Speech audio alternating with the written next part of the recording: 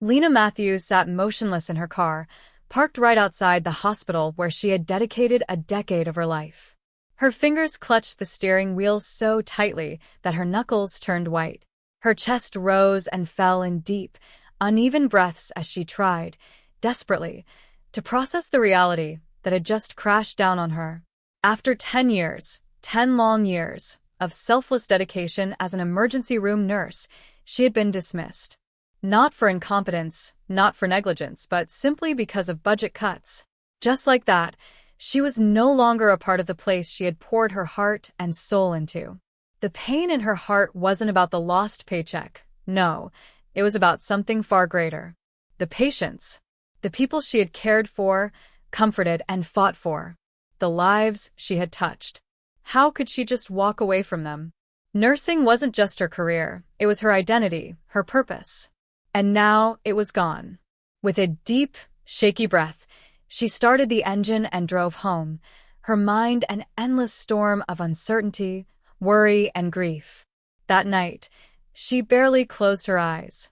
Sleep refused to come. Instead, she lay in bed, staring at the ceiling, memories flooding her mind, faces of patients she had healed, hands she had held, final words whispered in pain and hope. Had she truly made a difference? Was it all over now? By morning, the air in her small home felt stifling, suffocating. She needed to clear her head. Needing to feel something, anything, she decided to take a walk. The crisp morning air brushed against her skin as she wandered the quiet streets, lost in thought.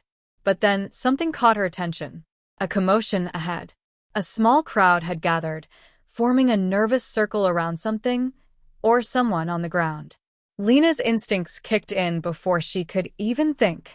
She rushed forward. "Does anyone know CPR?" A panicked voice rang out. Lena didn't hesitate. She dropped to her knees beside the unconscious man, her heart racing but her hands steady. Checking his pulse, weak. Almost non-existent. No time to waste. Training and instinct merged seamlessly. She placed her hands over his chest and began compressions, pressing down with calculated precision. "Stay with me," she whispered fiercely, her voice trembling but full of determination. "Come on, just hold on." Every second felt like an eternity. The weight of a life, his life, rested in her hands. The crowd held its breath, the world around her fading into silence as she focused entirely on saving him. And then, finally, a miracle. A small gasp, a flicker of movement. His eyelids fluttered open just as the wail of sirens filled the air. Relief flooded Lena's body, her heart pounding as paramedics rushed in. She watched as they stabilized him, her own exhaustion suddenly catching up with her. She had done her duty. That was all that mattered. Without waiting for recognition, she quietly stepped back, disappearing into the background as the ambulance doors shut. She didn't expect a thank you. She never had. Saving lives was simply who she was. The next morning, Lena awoke to an unusual sound. The deep, smooth hum of multiple engines idling outside her house. Confused, she climbed out of bed and peeked through the window. Her jaw nearly dropped. Parked outside her small, modest home were 4 gleaming luxury cars, their polished surfaces reflecting the morning sun. Who? Why, Before she could wrap her mind around it, a well-dressed man stepped out of one of the vehicles, walking toward her door with a confident yet warm smile. Something about him seemed familiar. "Miss Matthews," he called out kindly. "My name is Daniel Carter." And then it hit her.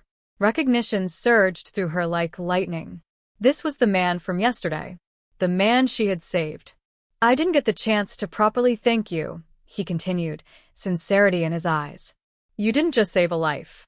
You saved a father, a husband, a man who now has a second chance because of you." Lena stood frozen, her heart pounding in disbelief. "I want to give you one too," Daniel said, gesturing toward the cars. "These are yours to choose from. Anyone you like, as a token of my gratitude." Lena's breath hitched. Cars? He was offering her a luxury car. I don't know what to say," she stammered, shaking her head in disbelief. "I don't need cars or money. I just want to help people. Daniel studied her for a moment, then nodded thoughtfully. Then let me help you do that. His next words changed everything.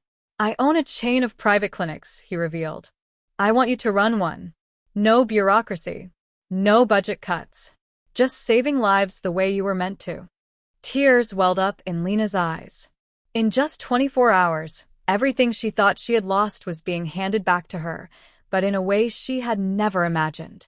A week later, Lena stood in front of a brand new clinic, its doors gleaming in the morning light. Above them, a sign bore her name. She had chosen not to accept the car. Instead, she had requested funding for medical supplies and free care for those who needed it most. Daniel had agreed, without hesitation. As she stepped inside, breathing in the fresh scent of possibility, she realized something profound. Sometimes, the darkest moments weren't endings, they were beginnings in disguise. And kindness always finds its way back.